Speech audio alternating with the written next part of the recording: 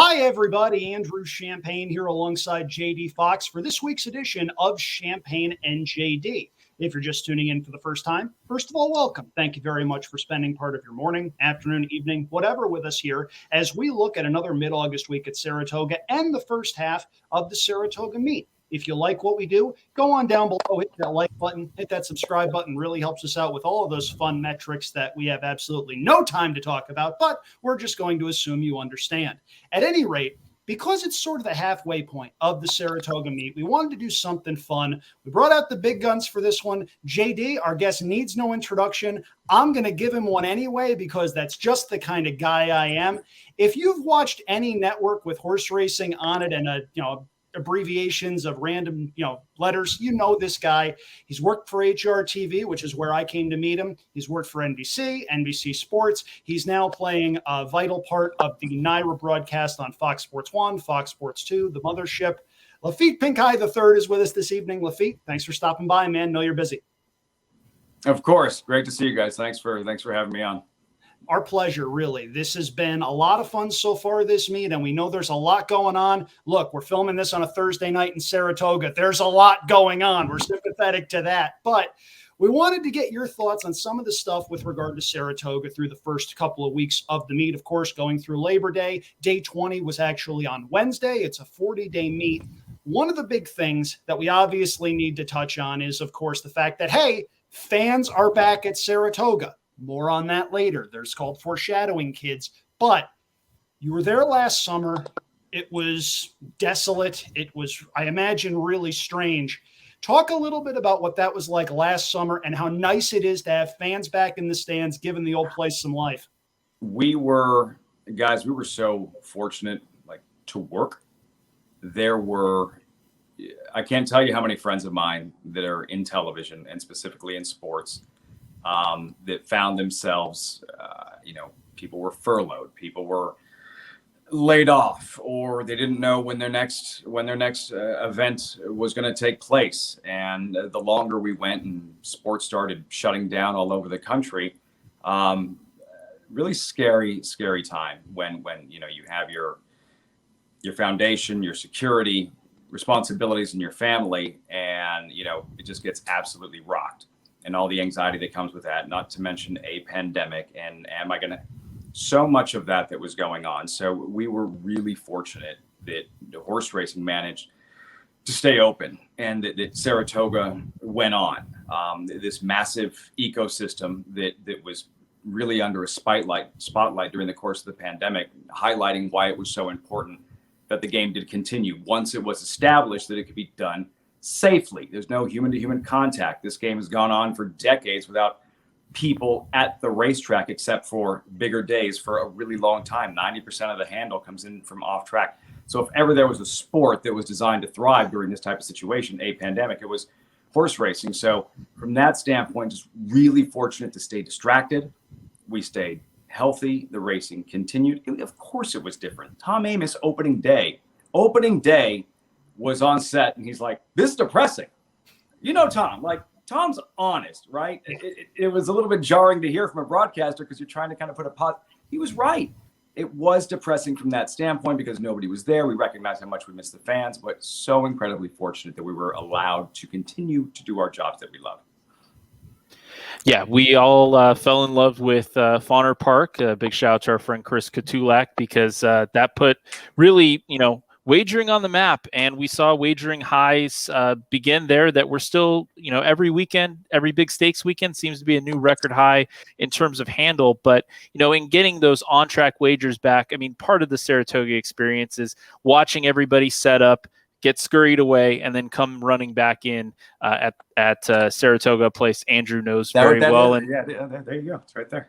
And obviously you kind of have a perfect spot in viewing that as you guys do your pre-production and that sort of thing, Laffit. And how good has that felt to see that come back and return on these big stakes days? Opening day, it's difficult to categorize, to put it into words. I guess the simplest way is to say that Saratoga felt like Saratoga, the way it should feel. I remember what we discussed on air was that we had all these 10 races and the traditional stakes races, the Schuylerville and the quick call for the sprinters on grass. But the following day's headline had already been written that the fans had returned to Saratoga, the heartbeat of Saratoga. And while we probably always knew that, it wouldn't be the same without fans, and experiencing sports of all sports without fans, how odd it was, and that it doesn't feel the same. From opening day on, there's a added sense of appreciation, having the people there, having that energy there. You don't care how long it takes to get in when you're first pulling into the front there. It's been a special summer, just because I know it sounds cliche, but you really don't appreciate what you do have until it's taken away from you, until it's gone. I think a lot of people learned to not take things for granted over the last year and a half. And one of those things was, hey, every summer in upstate New York, we're going to be able to go to this place back here. We're going to be able to have a good time. And then we didn't. And I got to tell you, I've been watching the Fox broadcast every day. And first of all, credit to everybody on air and everybody behind the scenes for doing such a great job bringing Saratoga into the living rooms and into the computer screens of a lot of people that wish they could be there. But one of the great things about Saratoga, and one of the annual traditions, is the very first race of the meet is a 1 1/8 on the main track, starting in front of the fans. Laffit, with 5 minutes to post, I started bawling like a baby. It's one of those things you don't appreciate until it's not there. And being able to have those kind of moments on opening day for sentimental reasons is one thing. And then later that day, we got another moment in the form of a horse named Pretty Birdie, wearing some silks that are very familiar to many people at Saratoga of the Whitney stables. John Hendrickson being interviewed after the race, and he was bawling like a baby. Somebody needs to stop cutting the onions on opening day at Saratoga. It's really become a big problem, but there have been a lot of really cool moments. And that was the first of a couple that we'll talk about. But you looked at the way that race was run. First of all, it's a very fast horse named Mainstay on the outside of Pretty Birdie. Mainstay breaks slowly, and from that point on, the race is pretty much over. And you had said this, the fact that it was a case where it was almost as though the spirit of Mary Lou was there. And I know that sounds pretty corny, but at the same time, that's what it felt like. And you don't believe that until you get there and you say, okay, yeah, I get it now. It felt, it was like perfectly coincidental, right? If you don't want to go like the spiritual route. Yeah. But if ever, if certain things were meant to be, that was it. And we had discussed, the race obviously leading up throughout the course of the afternoon and what that would be like. And it was a conversation of, with all the fans back, that would have meant the world if Mary Lou was still here. And about a little over 2 years since we lost her, seeing the fans back at Saratoga and how happy that would have made her. But it would have been of course, this is, too far fetched to even suggest, but what if Pretty Birdie wins? And to see those colors, the Mary Lou Whitney colors, in the winner's circle for the traditional opening day Schuylerville, with Saratoga reopened at near 100% capacity, like that's almost too much. And then when it happened, it was perfect. It was absolutely perfect, and really, I think, set the tone for the last month. This last month of racing, the first half of the Saratoga meet. Yeah, and really, memorable moments throughout, and we'll kind of skip ahead to something from last weekend. Obviously, Stellar Tap winning a maiden race that gave Mr. Steve Asmussen win number 9,446. That just rolls off the tongue.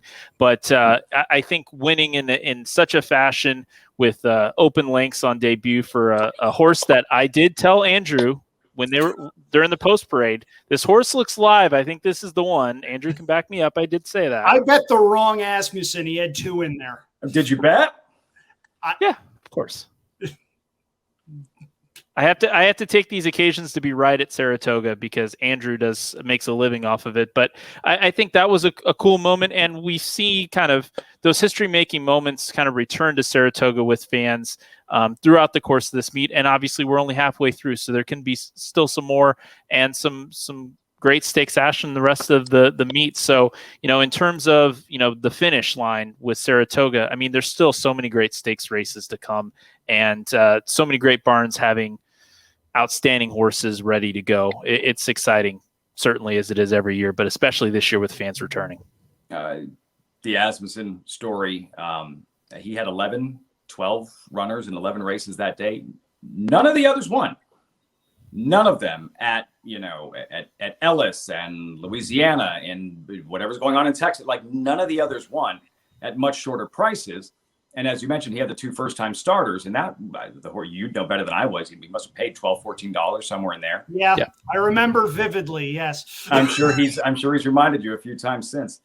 And he said it in that, having the opportunity to see more history at one of the oldest sporting venues in North America that's seen so many iconic historic moments, for it to happen there with a 2-year-old and what we associate with 2-year-old racing at Saratoga and all the legendary careers that have began there. And as he was quick to point out, like on Whitney Day, and then having his parents on an attempted video chat. The audio wasn't so good, but when you have that relationship, as you guys know, with your family, sometimes you don't need to hear what they're saying to understand that communication, just the expression on their face, the pride. Their son right then stood alone as North America's all-time leading trainer. That was really it was special on so many levels, and it's almost impossible to encapsulate that number. Where Mark Casse just went into the Hall of Fame. Like, he's won a lot of races. He's won 3,000 races, right? 9,445, 9,446. Like, if this is a football game that scores 215 to 210, trying to put this into context, it's next to impossible. And why we wanted to highlight that, look, here's Don Nelson and Connie Mack and Don Shula and the winningest, I still don't know if that's a word, coaches and other major franchise sports. That's what Steve Asmussen has just accomplished, and an incredible feat, and just to make it that much more exciting that it happened, at Saratoga in the fashion that it did. Yeah, on a horse co-owned by the Winchells, long history with the Asmussens. The horse was in Laredo with his parents after birth. I mean, the story just writes itself in that case, Laffit. The connection with his parents, super stock this past spring, a horse that was entered in a sale. The sale was canceled as a result of the pandemic. His son had a chance to ride him in a stakes race and win at Lone Star, only because his son Keith was at home and couldn't attend classes. The fact that he was able to win an Arkansas Derby for his father and make that walkover for the Kentucky Derby, win, lose, or draw, it didn't matter. But sharing that moment with father and son and what it meant to Steve got a chance to just take a step back. And he said what he enjoyed most was watching his father on a national scale receive the type of accolades and the attention, just the understanding of who he is as a horseman, introducing who his father was, what he meant to Steve as a person and to his career, and to see that unfold where he could take a back step and watch his parents really enjoy the moment. It was very cool to watch. Yeah, there have been a couple of milestones and a couple of really cool things that have been happening at Saratoga. We mentioned trainer victories. We'd be remiss not to mention the fact that Chad Brown won his 2000th race earlier on in the meet. He and Mike Maker are shaping up for a real battle atop the trainer standings in the second half of the meet. We've seen a couple of really cool performances, and I'm going to get JD's blood boiling when I say this because he is a diehard Australian racing fan. I firmly believe there is not a turf sprinter in the world that could have beaten Golden Pal earlier this meet when he came in for the prep that he had for the race over in Europe. That horse is an absolute freak. Nick's Go came in the Whitney and did one of those Dr. Fager style catch me if you can races. And funny, when you put a speed horse on the lead, really good things happen. I may or may not be talking to certain people out there. My goodness. But we've seen a couple of fun performances so far this meet from a couple of big name horses. What are some of the ones that have stood out to you over the course of the first half of the meet? Those are two. I'm a huge Golden Pal fan. And as he was a maiden getting ready for the Skidmore, I remember Wesley Ward saying then, this by the time it's all said and done might be the most talented horse I've ever trained. His win in the Breeders' Cup Juvenile Turf Sprint, I think that I don't know how far he really wants to run because a lot of the riders have been very conscious of trying to throttle his speed as much as they possibly can, not allowing him to do too much too soon. Ward wasn't happy with with his races where Alaska. his second career race that Andrea Azzini, he thought let him do too much too soon, and that cost him. You saw Ortiz trying to take a hold in the juvenile turf sprint, and Golden Pal's head went straight up in the air, and you're like panicking, like, what did he do? Did he just cough up a Breeders' Cup race? Fortunately, Golden Pal was good enough to, outclass him and re-break and do his thing. He is mind-bendingly fast and just so incredibly exciting to watch. So that particular performance stands out. Absolutely, Nick Sko, what he did in the Whitney, establishing himself as the best older horse. Altheka, the first grade 1 of the meet, now back-to-back grade 1 wins in the Justa game. There are so many. Maracuja, the upset of Malathaat, who seemed like the mortal lock of the century in the Coaching Club American Oaks. Lexingtonian in the Vanderbilt the year before sits down in the starting gate on her haunches, has to be removed. She scratches to come back the following year and pop at 34-1. So many excitements from the drama and upsets and spectacular performances. It's everything you could expect from Saratoga, yet no matter how many times you've experienced it, like you're still kind of blown away at what this kind of racing, what it looks like, what it feels like, what Saratoga is supposed to be on a week-to-week basis. I'll let JD go, but I just got to tell you, your check is in the mail for the Lexingtonian reference. I greatly appreciate that. All about? Thank you. Love that. Loved every possible bit of that. Crushed that in print, crushed it in the wallet. Had a nice little victory lap on Twitter that the next day when I went 6 for 10 in print, I got hate mail. That's something that's going to be worthwhile to write. You can win too much in this game. Apparently, you yes. You can win too much in this game. It breeds contempt like nobody's business. You can simultaneously be too good and not good enough. You too good and suck. Absolutely. There's a fine. There's like a sweet spot in there somewhere. I haven't yet to find it, but it exists from what I understand. The only thing I'm going to say, Andrew, and I don't want to get us off on a tangent here, but in the Longines World Best Horse Racehorse rankings, there are 2 Australian turf sprinters in the top 10 right now. Nature Strip is 3rd, and the horse that I said would defeat Golden Pal, who has run much faster races, Eduardo, who's just a speedball on the front end. That's all I'm going to say. I'm going to leave it to that. But you know who's 4th in that list of world's best racehorse rankings right now? That's Domestic Spending, and we're going to see Domestic Spending in the Mr. D on Saturday. Weird not calling that the Arlington Million. Yeah. The Mr. D, correct? Mr. D. Arlington Million. Yes, that's the Mr. D. Heartbreaking what's going on at Arlington. I've only been once when I was there. I was like, now I get it. Why isn't this the national treasure like that it should be? It's absolutely breathtaking. It's gorgeous. And what's going on there is it's upsetting. I'll digress. As far as the Mr. D is concerned, Domestic Spending, the difference of him, he was a good 3-year-old last year, but the development and what Chad Brown has transformed him into as a 4-year-old with his killer instinct, that incredible acceleration, establishing himself as the best long distance turf horse in North America. He's like one of these must-see types now. You see his name show it, like he's really, really exciting. And I can't wait to see what he does, not only this weekend in the Mr. D, but moving on throughout the remainder of the season. It's a division that you have the glamour division with the 3-year-olds. And of course, and with races like we're constantly tracking the handicap division and what the Breeders' Cup Classic is going to look like. I love long distance turf racing. And it seems like too often you have a lot of the same horses kind of going head to head, race in and race out. Like the horses don't change, the races do.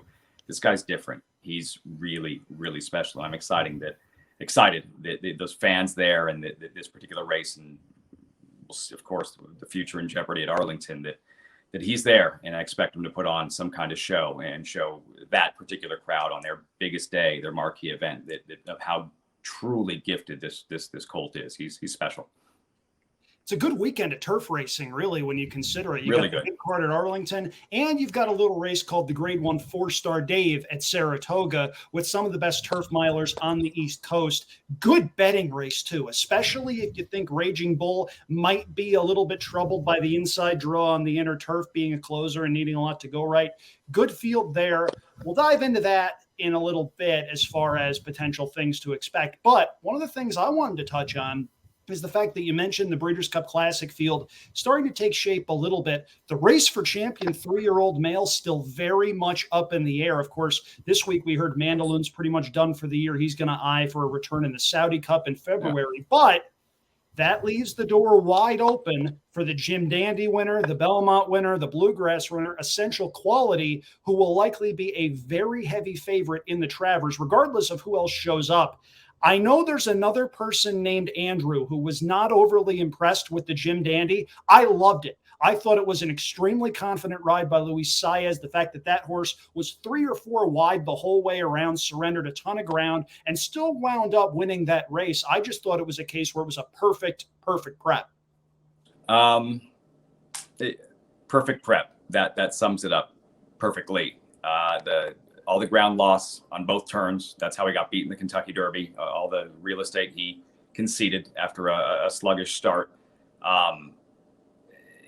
Brad Cox had mentioned, he's like, this is a race to get, he's not as fit as he needs to be just yet. He's like, we're going to see a much more svelte essential quality for the Travers.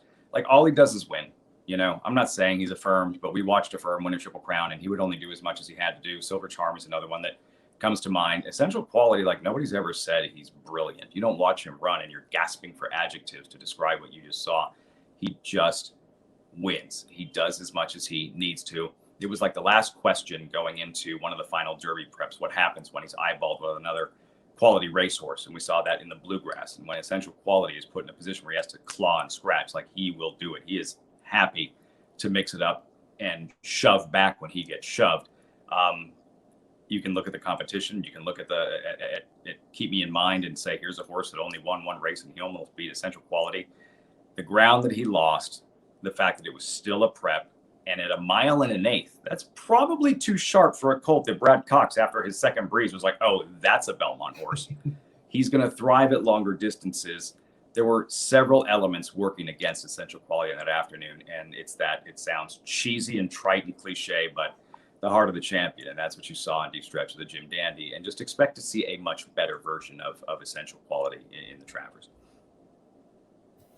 Yeah, I have no picks in the Travers because last I checked, Francisco de Ina is not in the quarantine barn at Saratoga, and Bourbonic struggled in West Virginia last weekend. So we're just gonna leave my analysis out of here.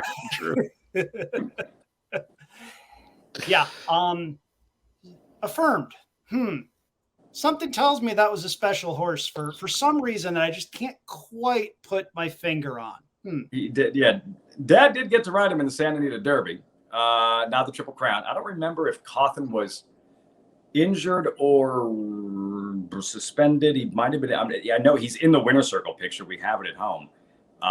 He didn't get a chance to ride Affirmed until after the Triple Crown. It would have been nice for him to have a chance to ride him during his Triple Crown. But still, my father, the smart, talented / smartest horse he said he ever rode. Gotta say, loved your Dad in Rockford Files, by the way. Pretty cool, right? Yeah. One take, you said, right?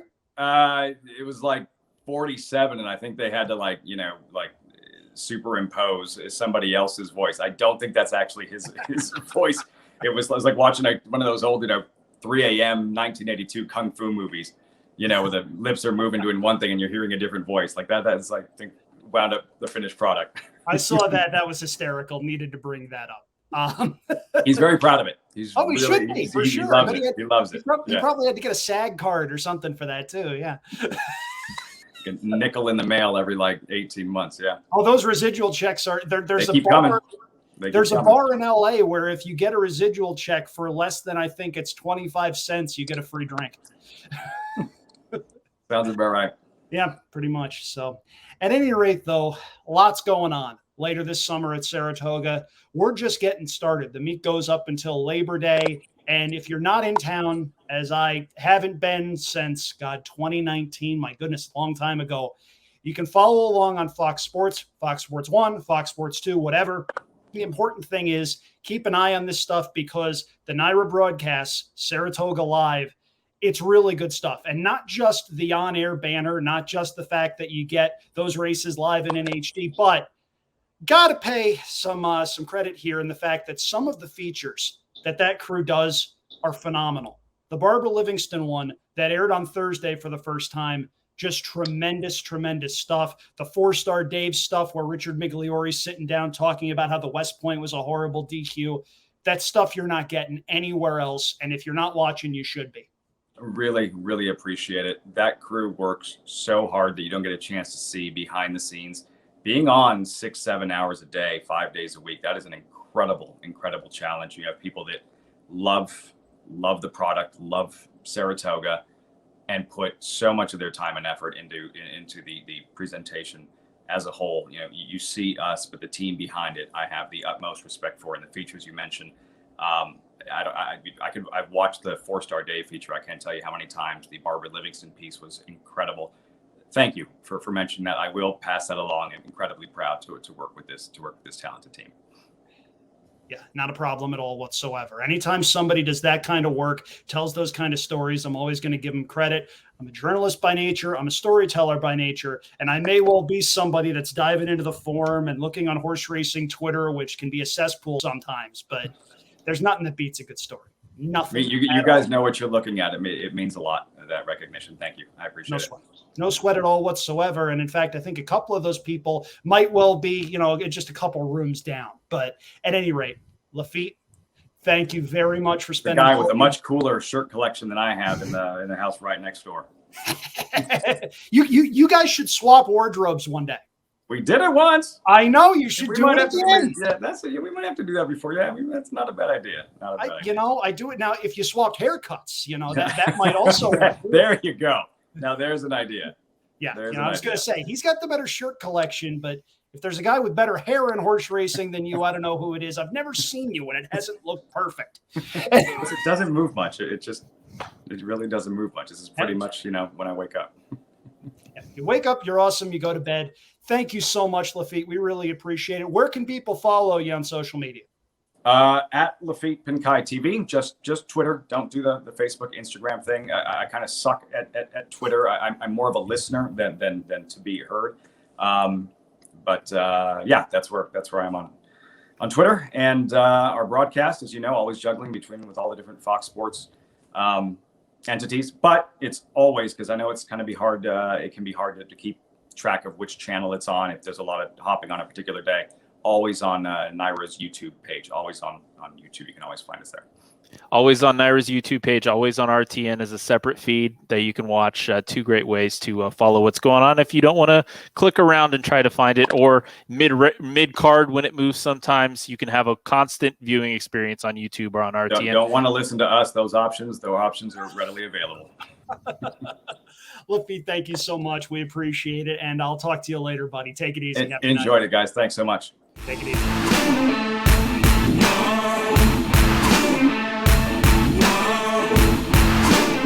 Once again, thanks so much to Laffit Pincay III for stopping on this week.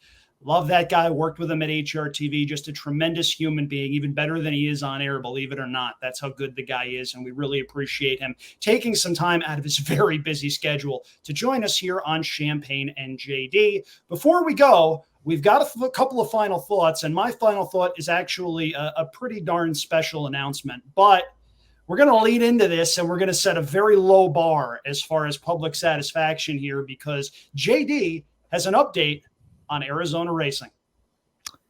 Thanks, Andrew. No problem.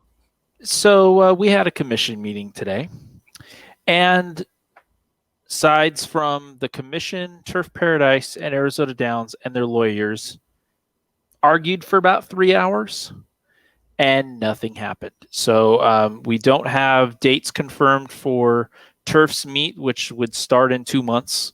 We don't have anything related to that. We don't have an update on the Monarch situation. It was on last meeting. It was tabled for a vote to this meeting.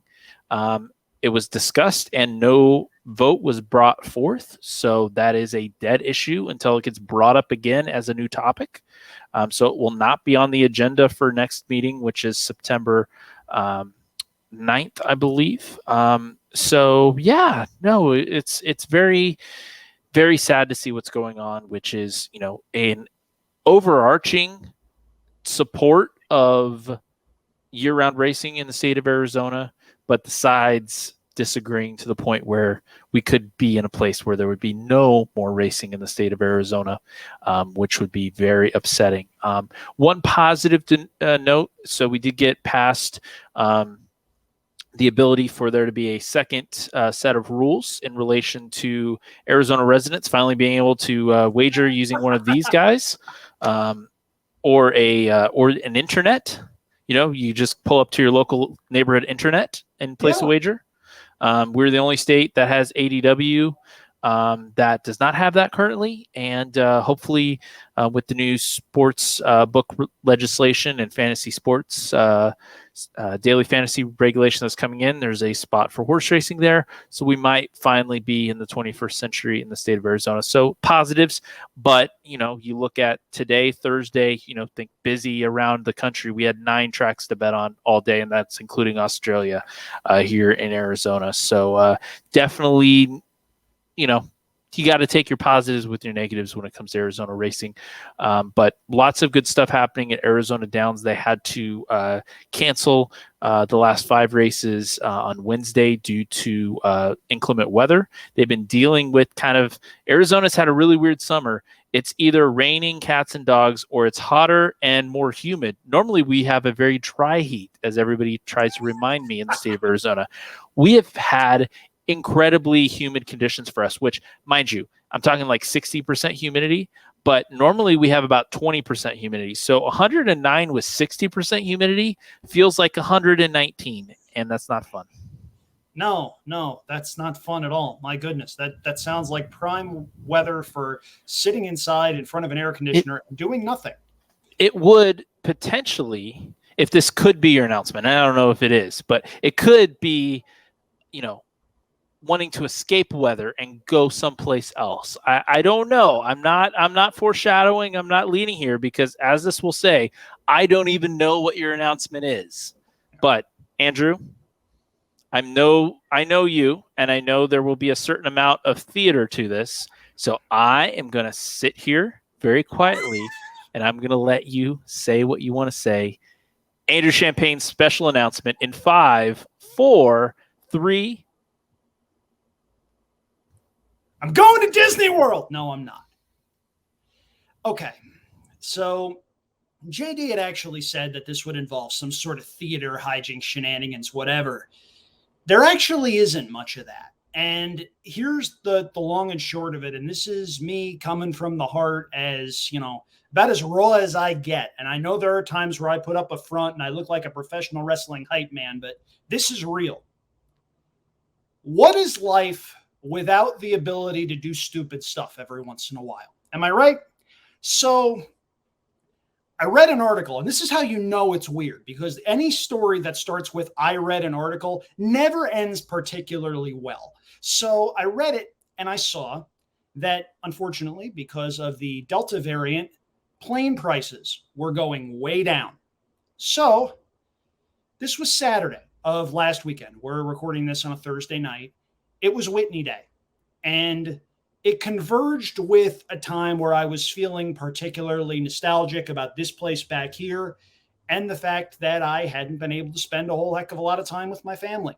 So off I went to Google Flights and saw that flights east were actually reasonably priced. So it gives me great pleasure to say this.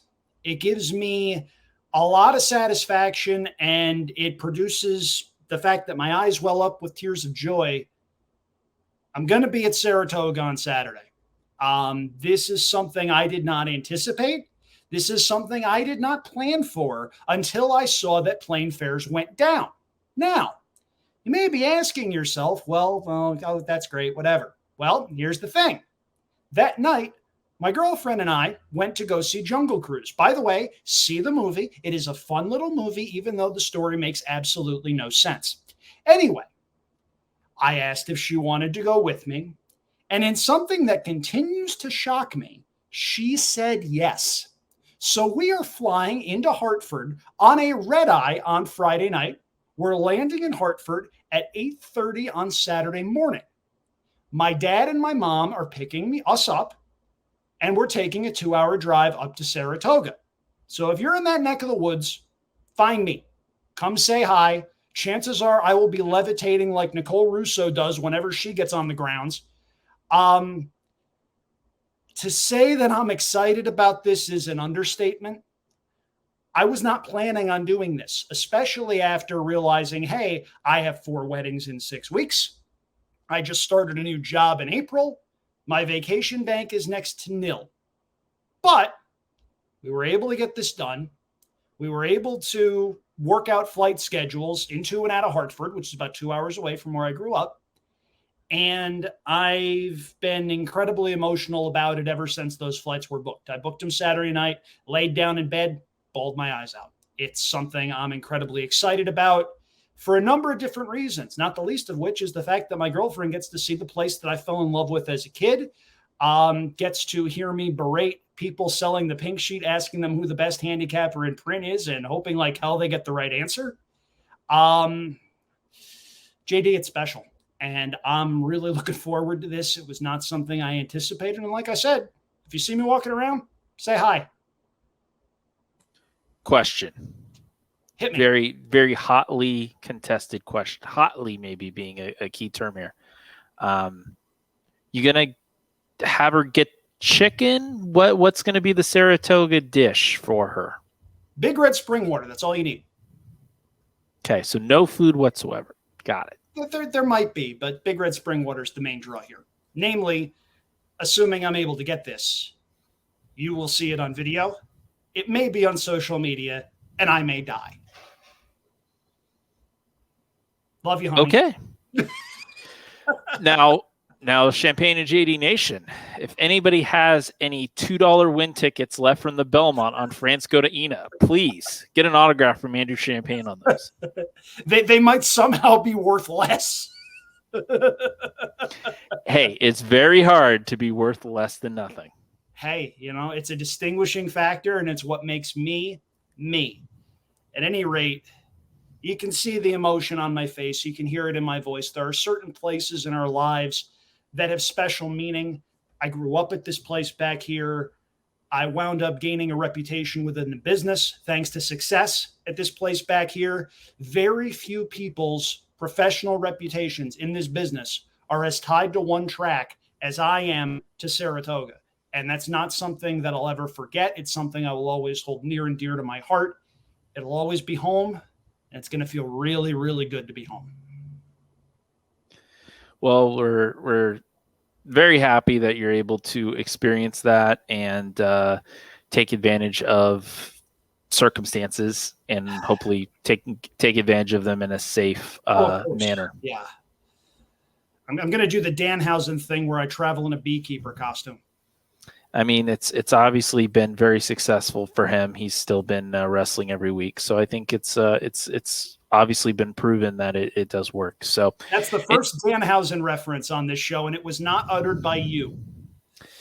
Yeah, well, if you're a fanhausen of Danhausen, you would love to know that at a racetrack that I stake my professional reputation on, Woodbine, 2 stakes races this weekend. The Greenwood Stakes on Saturday, and we'll follow it up on Sunday with the King Edward Stakes.